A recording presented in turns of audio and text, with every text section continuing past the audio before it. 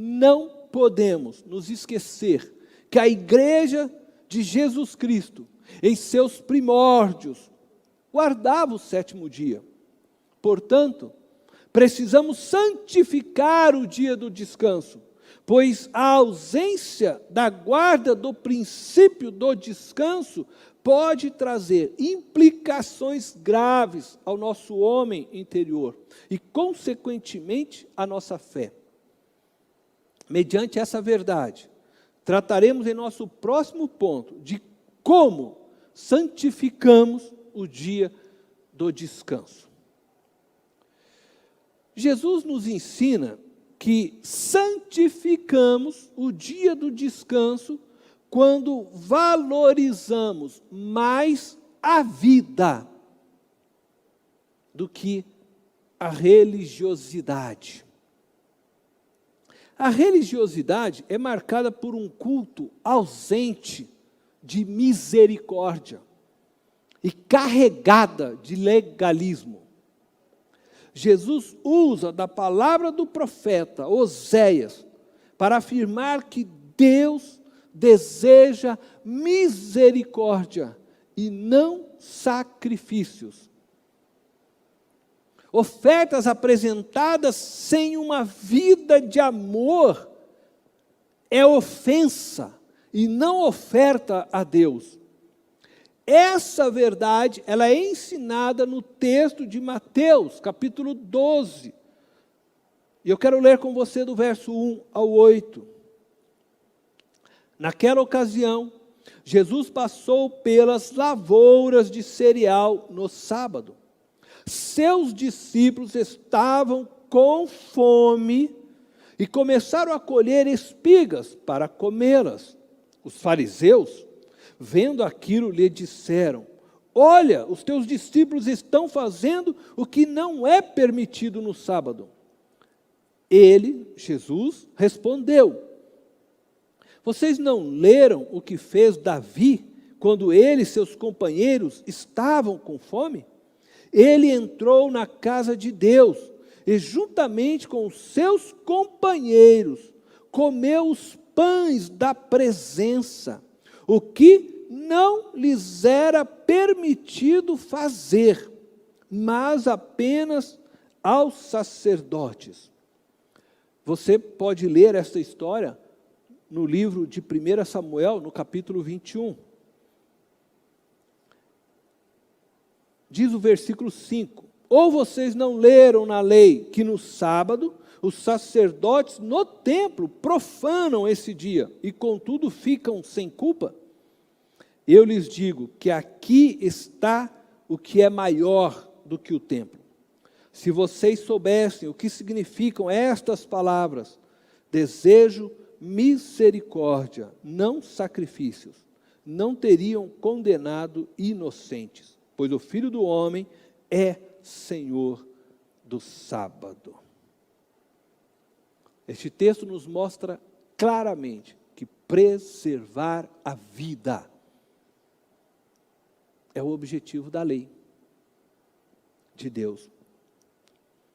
Por isso, a quebra da lei, em detrimento de salvar uma vida, de preservar uma vida, de fazer o bem a uma vida,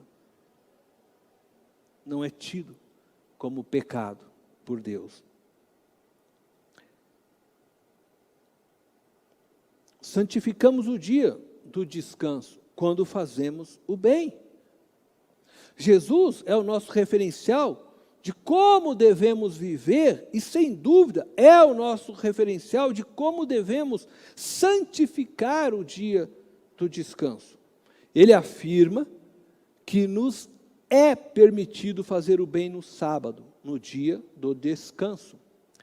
Curar pessoas, socorrer necessitados, confortar os feridos, abrigar os desabrigados, alimentar os famintos, lutar pelos injustiçados e tratar, o seu próximo com amor, é santificar o dia do descanso. Através de todas estas atitudes, Você está santificando o sétimo dia, o dia do descanso, e está alegrando o coração de Deus ao fazer o bem. Mas creio que seja relevante dizer, devido aos dias em que estamos vivendo, que atitudes de amor não são demonstradas apenas em ações positivas e proativas que visam o bem-estar do nosso próximo.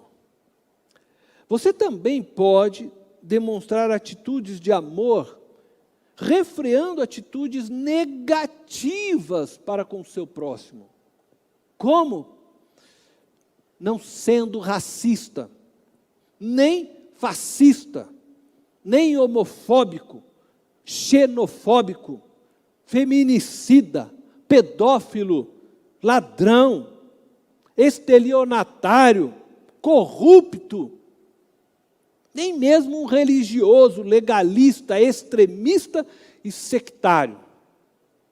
Refreando essas atitudes negativas, você está santificando o dia do Senhor, pois já está fazendo bem, conforme aprendemos no texto de Mateus, no capítulo 12, do verso 9 ao 12.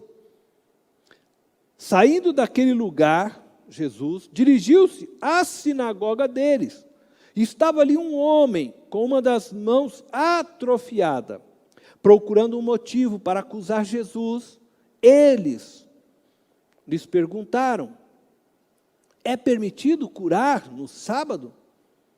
Ele lhes respondeu: qual de vocês, se tiver uma ovelha e ela cair num buraco no sábado, não irá pegá-la e tirá-la de lá? Quanto mais vale um homem do que uma ovelha? Portanto, é permitido fazer o bem no sábado. Santificamos o dia do descanso quando vamos à igreja prestar culto. Jesus costumava ir à sinagoga. O que são nossos templos hoje para nós, eram as sinagogas no tempo de Jesus. Os judeus iam às sinagogas para prestarem louvores a Deus e aprenderem mais de Deus por meio de sua palavra. Jesus, como um bom judeu, aprendeu o valor desta tradição.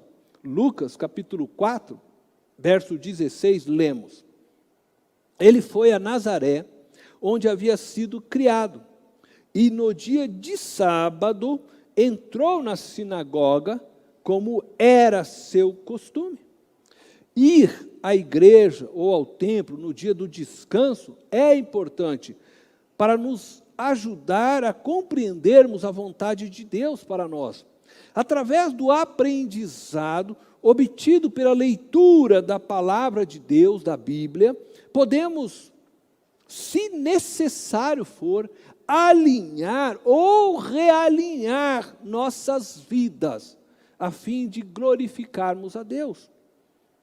Na igreja, encontramos maior clareza para nos mantermos firmes em nossa missão.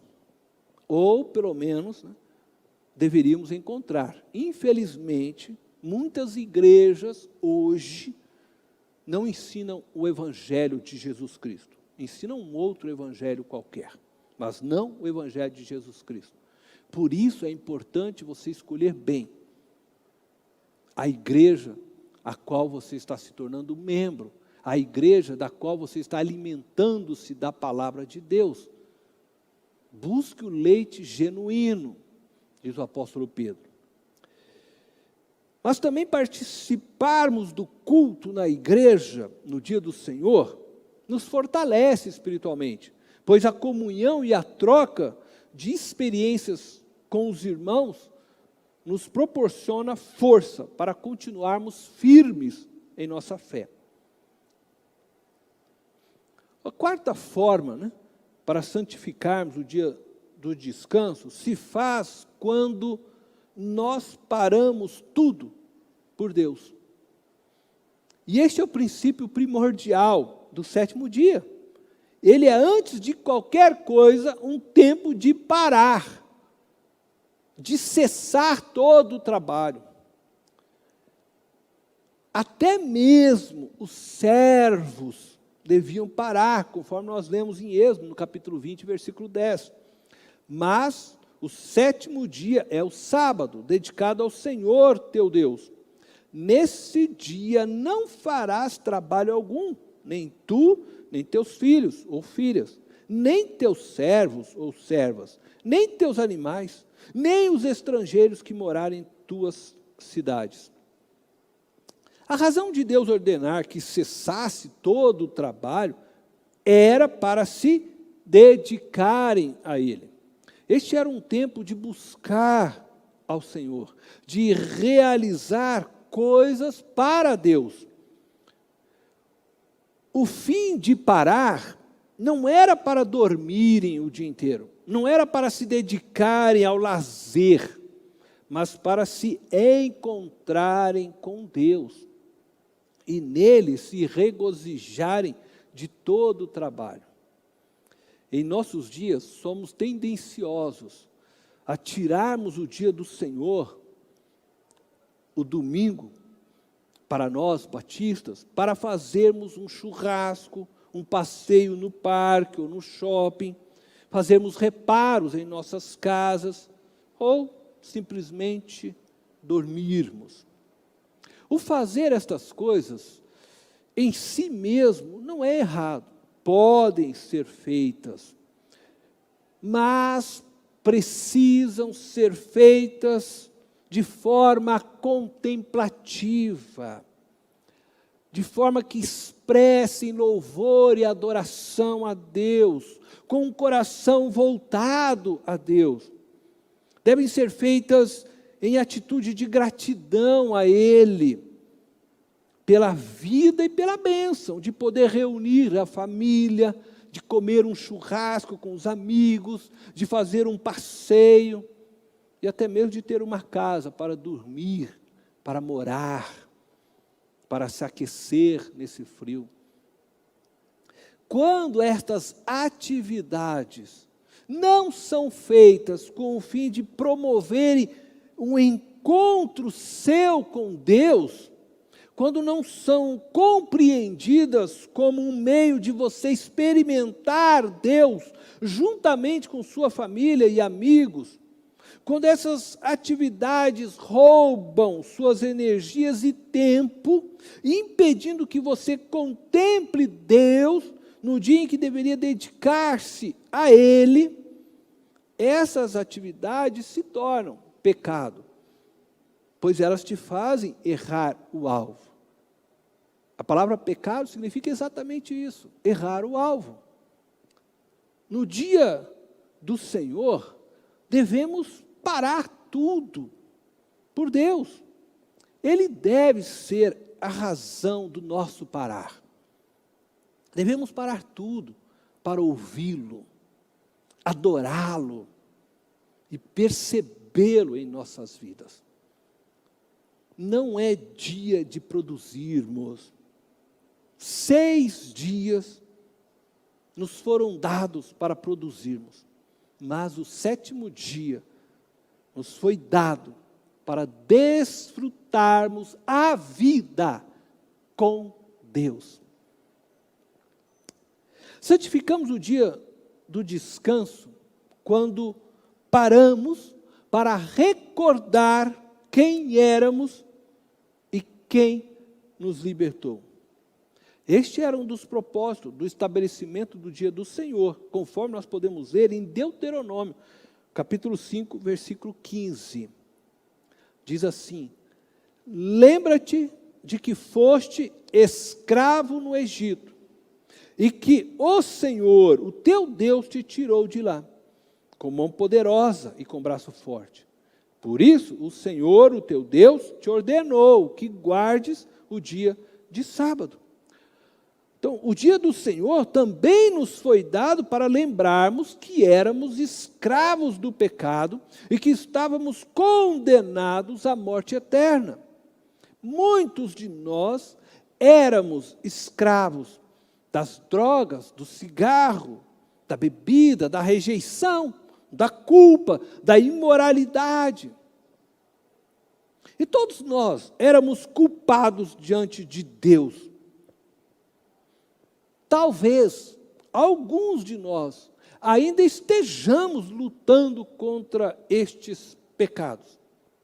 Mas o sétimo dia, o dia do Senhor, também é tempo para lembrarmos que Jesus, com sua morte na cruz, nos libertou da condenação eterna e pagou o preço de toda a dívida que era contra nós. Trazemos à memória a nossa história, quem éramos e quem nos libertou do Egito espiritual, gera em nós humildade, submissão, satisfação e paz com Deus. Eu concluo essa mensagem afirmando que ao santificarmos o dia do descanso corretamente, proporcionamos ao nosso homem interior o refrigério e a restauração de nossa força espiritual, para que possamos continuar nossa jornada da vida saudáveis. Devemos praticar o princípio do descanso, compreendendo que em Cristo já experimentamos o descanso prometido por Deus, pois nele vivemos em plena comunhão com Deus Pai. Mas, contudo, entretanto, ainda experimentamos este descanso, não em sua plenitude.